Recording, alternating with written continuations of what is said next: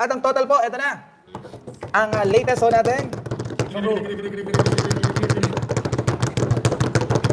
Of course, syempre, no, bago natin sabihin ang total, ang pinabot naman ng Manalastas family, aside ho, dun sa mga pinabot ni Tito Ronald, ang Manalastas family ay 300,000 pesos!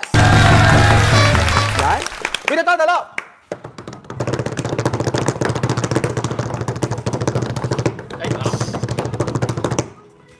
1 with a total of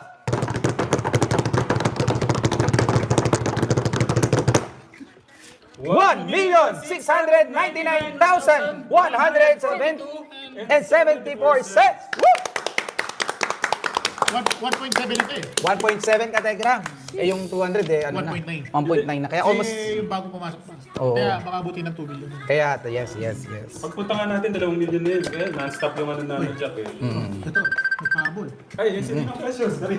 May banker ho na tumawag ka, Tegram? Oh, isasama na namin? Pero kung next week pa ako mag-day off. Yun. Hindi siya makalabas. Confirm mo po, 100,000 kay Ninang Precious. With a total of 1.8 million! Yo! 100,000 dito kay Kuya, kay Ate Evangeline. 1.9 million na po! Another 100,000 kay Tita Evangeline. Maraming salamat po, Tita Evangeline. Sabay na lang Ayun. kami magpadala. 1.9 na po. Meron pang Gcash. May mga follow-up pa yan. May follow up pa, no? Grabe ka, Tegram. 1.9 na po, mga katekram. Ito first time lang natin tong ganito like intentional ano. Matagol na, marami na Pilipinas, oh. Halos kasi laki ng ano. Malawak talaga yung ano niya. Buong Pilipinas yun. Hindi radyo pa siya type eh. Ayan, good morning po mga katekram.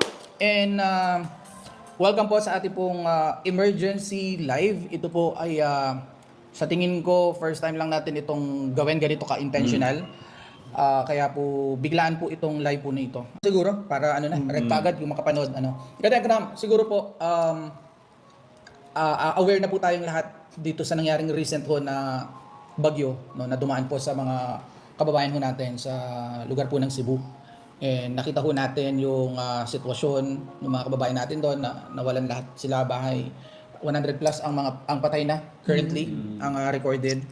180. And sobrang hirap po ng sitwasyon po ng mga kababayan natin doon. At ngayon po umaga, kami po ay nagkasundo na magkaroon po ng panawagan sa Tekram community para po buksan po ang Tekram community para tayo po ay magtulong-tulong na maabutan ho ng kahit papano tulong ang mga kababayan po natin sa Cebu. Mag-hold po muna yung mga nagpapapulay ho sa YouTube. Hanggat maaari po, wag ho nyo dito, if ever man po mga katekram, kayo po hinihi po ni Lord at pinagkakatiwalaan nyo ang Tekram channel bilang maging daluyan po ng pagmamahal po ninyo. Mas maigi po na kung kayo po magpapadala, is wag na ho dito sa YouTube. At nang dahil nga sa panawagan ng Manalastas family, ay agaran din namang tumugon ang mapagmahal na Tekram community.